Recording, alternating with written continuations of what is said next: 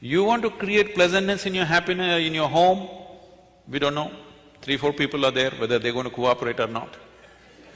If you want to create pleasantness in your city, there are too many people, we don't know whether they'll cooperate or not. If you want to create pleasantness in the world, you know, nobody in this world happens 100% the way you want them. Did your parents happen 100% the way you want them? Did they? The children can say, it's okay. Did your friends happen 100% the way you want them? Did your spouse or partners happen 100% the way you want them? Not even your dog. These days they do their own things. Nobody happens 100% the way you want them, but that is not the problem. The problem is this one. This one is not happening the way you want him to be. That is the problem, isn't it?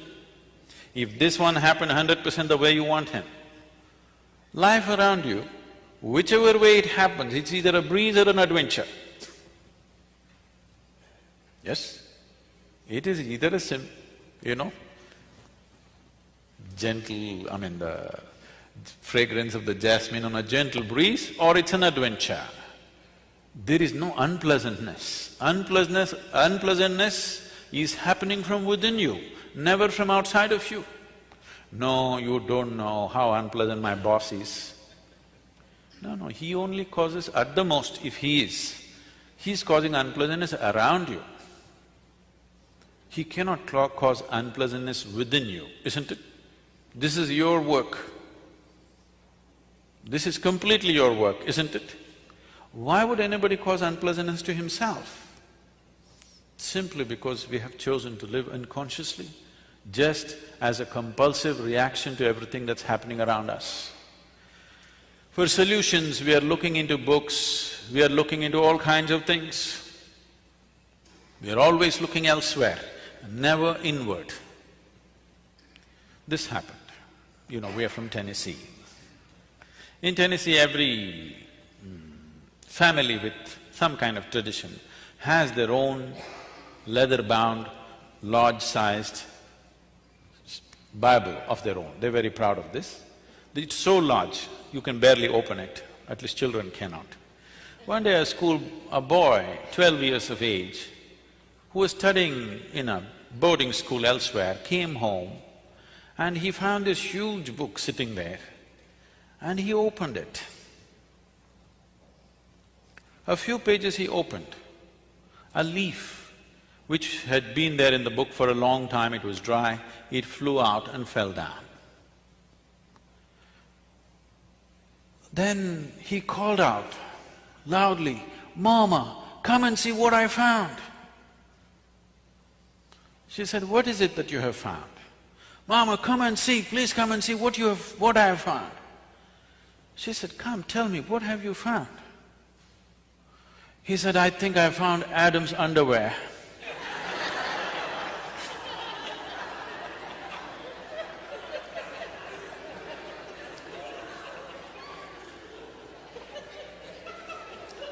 What is written there and how you perceive it is you, even now. Even now, how you experience every situation is you. What is happening around you and how you experience is essentially you. What is written there and what you make out of it is essentially you. Just see, in the name of caste, creed, religion, race, nationalities, how much of a mess we have created on the planet. I'm sure every one of these things initially started with the greatest intention of human well-being, definitely. But just see what a mess we are. Simply because you can find an Adam's underwear in a book, you don't know what you will pick up. So, there is a way where there is no room for misinterpretation. That way is to turn inward, not to seek solutions outward. For outward things, you can seek outward solutions. For inner things, you seek inner solutions. Turning inward, what does it mean? Right now, as I earlier mentioned, the only way you can perceive is through five sense organs: seeing, hearing, smelling, tasting, touching. All these things are essentially outward bound. See, you can see what's around you. You cannot roll your eyeballs inward and scan yourself. You can hear this, but so much activity in this body, you cannot hear that. If an ant crawls upon this hand, you can feel it. So much blood flowing, you cannot feel it. In the very nature of things, sense organs are outward bound, but everything that you experience is happening from within.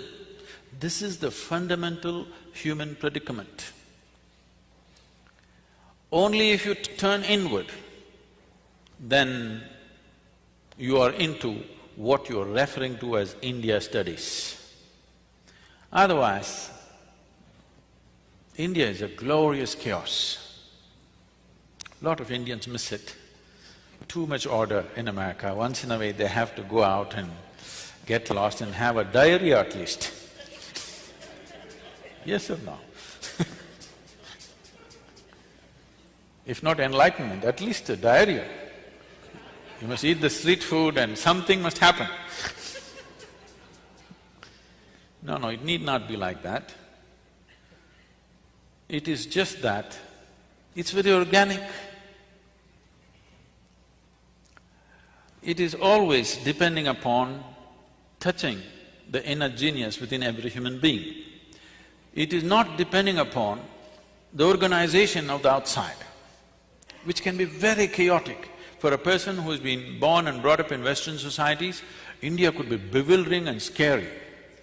But you will see, Indian people are so much at home with the chaos because it's so organic. Everything is happening because of the human being. If one human being stops being human for a moment, everything collapses. So you can't afford to be mechanical about your life. You have to be conscious, otherwise you cannot manage even simple things in home. Initially, this was created consciously. Over a period of time, other things have happened, unfortunately. Now, this whole process of looking inward, what does it mean? Can I tell you my own story? It's okay with you? You're becoming very serious, it scares me. Shankaran Pillai came to United States. He had an international driving license. So he decided to take his car, his son-in-law's car, out for a spin. He's a good driver. If you have driven in India, you better be a good driver, otherwise you're a dead driver. So, very confidently he was driving. Then his wife called up on the phone and said, "Are you on I-75?" He said, "Yeah." "Just watch out, the traffic news is saying there is a man driving at full speed in the opposite direction." He said, "What the hell, one man, hundreds of people are driving in the opposite direction."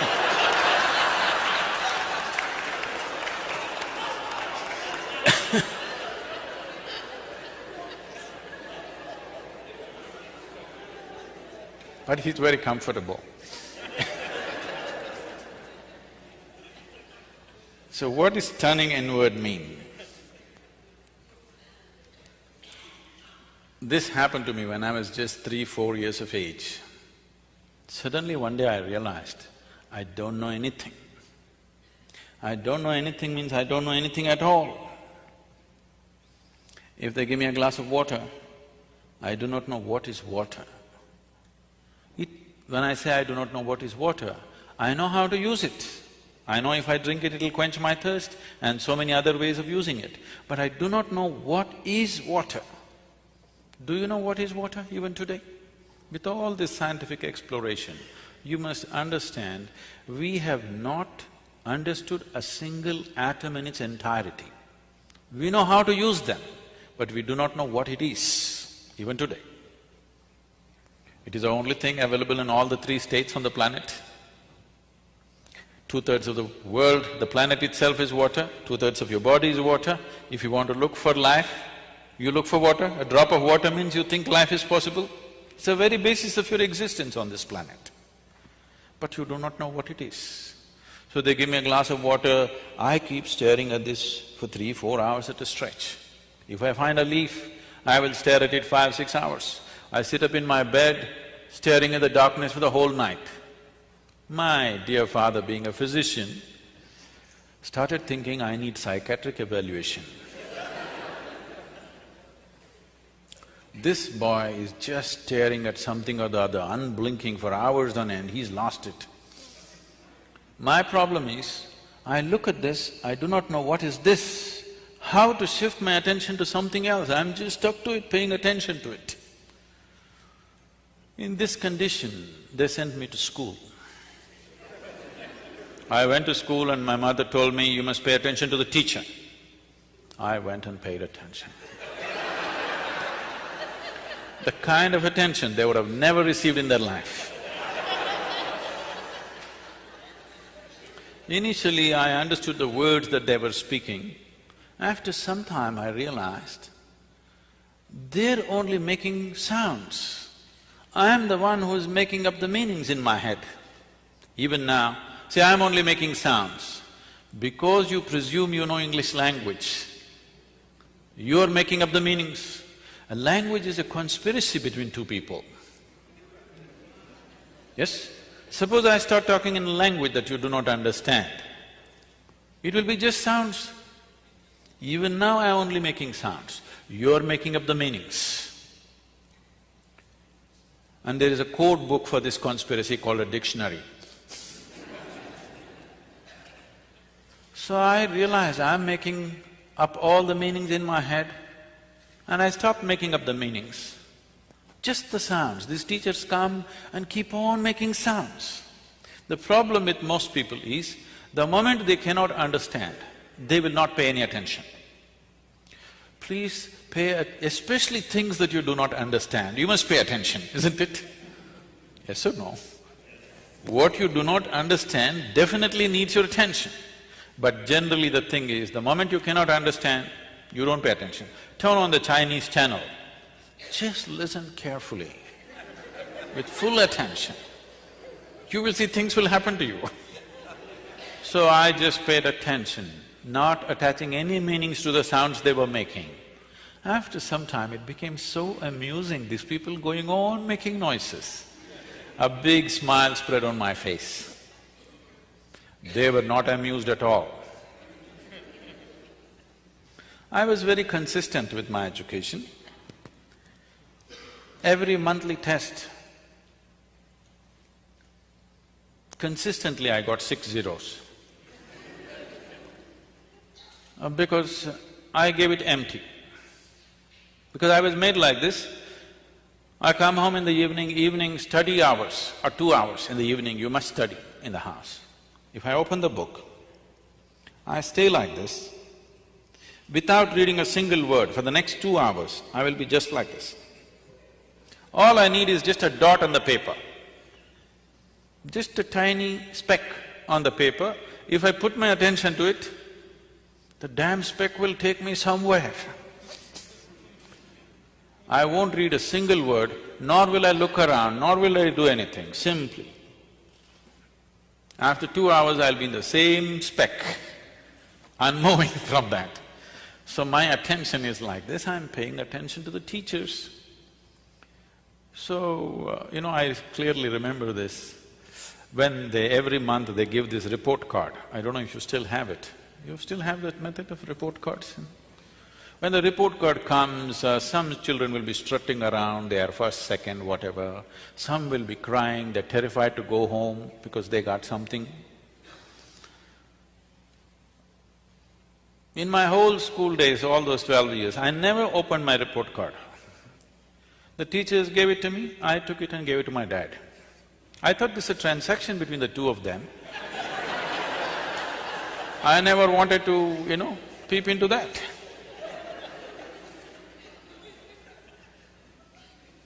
And I never was retained in any class, I always went on. About 4 years ago, this school where I studied over 4 decades ago, they came to invite me for their 125th anniversary of the school. They were inviting all the prominent alumni. They came to invite me. I said, "See, please, why me?" I was not just a not good student, I was not even a student. Don't take me back to the school. They said, no, our school has produced federal ministers, our school has produced film stars, our school has produced cricketing stars. You are the only mystic, you have to come.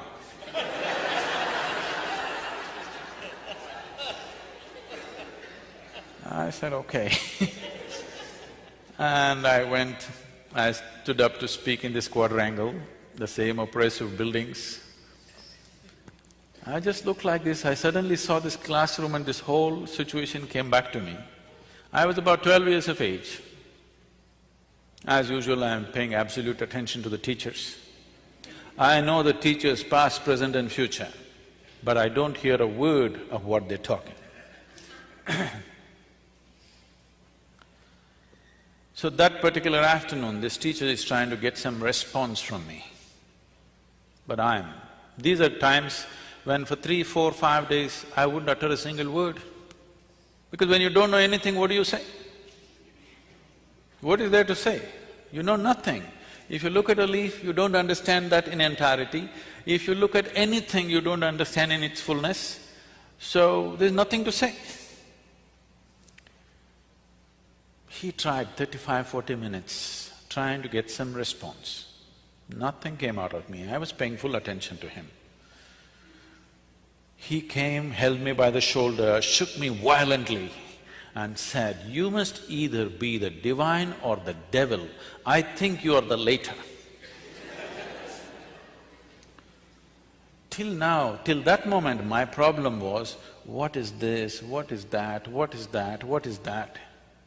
But there was one clarity that this is me.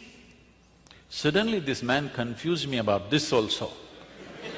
I looked, well, am I devil, am I divine, what the hell am I?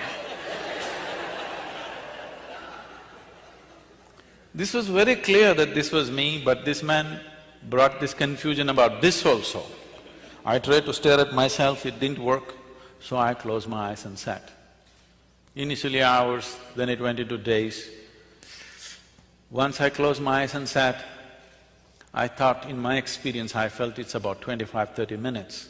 When I opened my eyes, a whole crowd of people around me, garlands around my neck, people are trying to pull my feet, pulling legs is a part of Indian tradition. And somebody wants to know about his business, somebody wants to know when his daughters will get married. I said, how the hell did these people manifest here? Where did they come from? Big crowd. They said, "You've been sitting here for 13 days. In my experience, I just sat there for 25, 30 minutes. I closed my eyes and I opened my eyes, a big crowd. Why I'm telling you this is, life is in many more ways than the way you understand and experience life through the 5 senses. The 5 sense organs are enough for your survival. If you want to just survive, these 5 things are fine. But if you want to know life, these 5 sense organs are not good enough, because this gives you only a comparative perspective of everything. What you know by comparison, see, you know light only because you know darkness, isn't it? The nature of sense organs is such, if you see this part of my hand, you cannot see the other part of my hand. Even if you take a grain of sand, if you see one part, you can't see the other part. If you're experiencing light, you cannot experience the darkness. This is the nature of sense organs, and everything is in comparison. For example, let's say you're 6 feet tall. Now, you stand like a tall man, you walk like a tall man, you think like a tall man, you feel like a tall man, and you are a tall man. Suppose you went to another society where everybody is 8 feet tall. Now you stand like a short man, walk like a short man, think like a short man, feel like a short man, and you are a short man. So what you know in comparison is only useful for survival in a particular situation. It is not a way of knowing life. There are other dimensions of perception which a human being has to activate. You need to understand what is needed for survival. Became active. The moment you came out of your mother's womb, all these things became active. You need to understand, they were not active when you were in your mother's womb. Otherwise you would know the whole human physiology. You didn't have to go to your medical school, you know. Your eyes were not open, your perception was not open. Only after you came out, it opened up, because without it you cannot survive. If survival is all you're seeking, this is fine. But once you come as human, somehow survival is not good enough, isn't it? When survival is in question, it's a big issue. Once it's taken care of, it doesn't mean anything. Isn't it so? There is something within you, always longing for something more. Whoever you may be right now, whatever you may be right now, you want to be something more than who you are right now? Yes or no? If that something more happens, what? What? You want something more? If that something more happens, what? Something more? It looks like you're looking for expansion. Okay, we will make you the king or queen of this planet. Now, don't look at me hopefully. You think I'll make such a blunder? Suppose you become the king or queen of this planet, will you be fulfilled, I'm asking you? You will look at the stars, isn't it? So there is something within you which wants to expand. I'm asking how much expansion would settle you for good? How much expansion would settle you for good?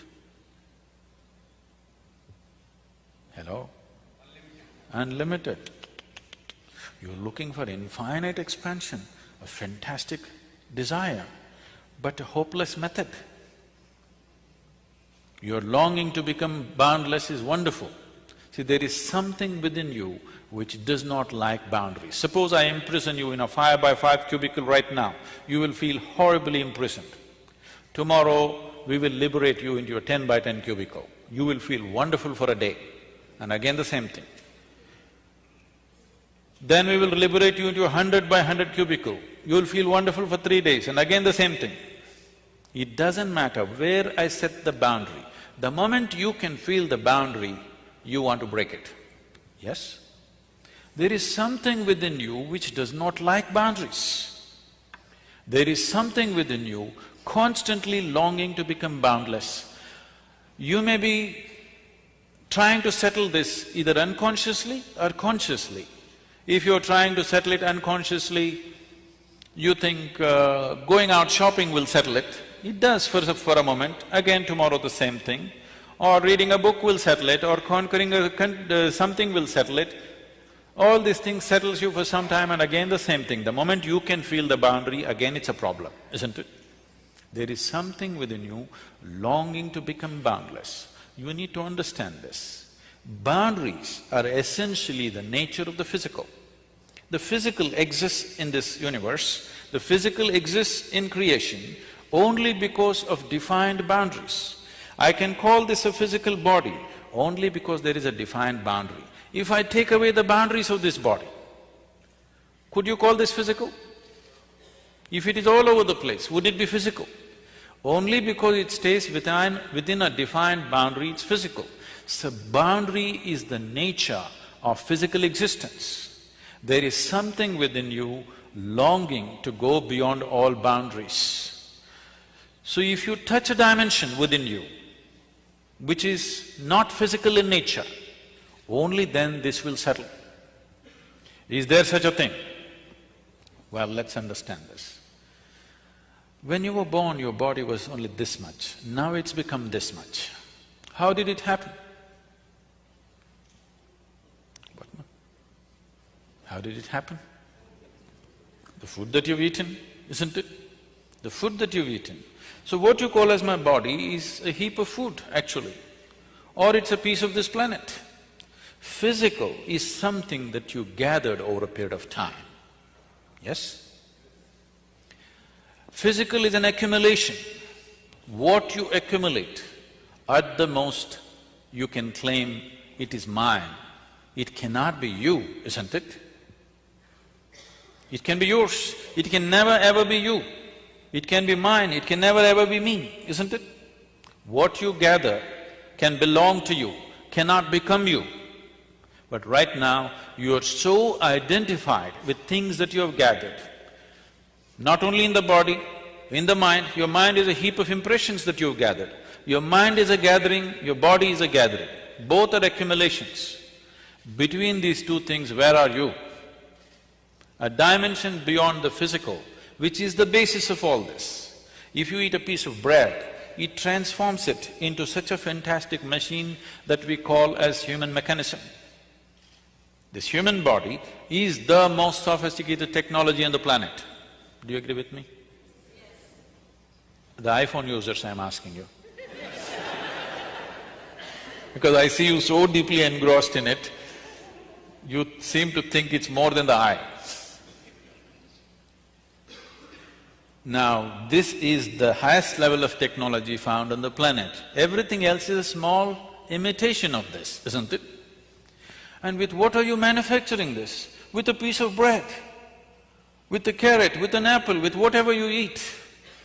Just about anything that you eat, even if you eat the so-called junk food, even that is becoming wonderful technology. So there is an intelligence here, there is a competence here, which is capable of transforming a piece of bread into such a highly sophisticated machine. If only if you had access to this intelligence consciously, you would live your life magically, not miserably for sure. So how often do you touch this? Every human being touches it at some moment in his life. If you can consciously touch it, definitely you would stay in touch with it, isn't it? If you accidentally touch it, then it happens accidentally. Most beautiful moments in people's lives, unfortunately, are generally accidental. People come and tell me, Sadhguru, I met such a wonderful person. I say, stop. Why are you not that wonderful person? Why is it that you're meeting such wonderful people? If you are feeling absolutely wonderful, anything that you look at looks wonderful, isn't it?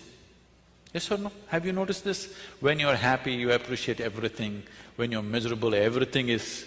the whole creation is a rubbish. Yes or no? So this possibility is not in the Himalayan cave. This possibility is not geographically located in India.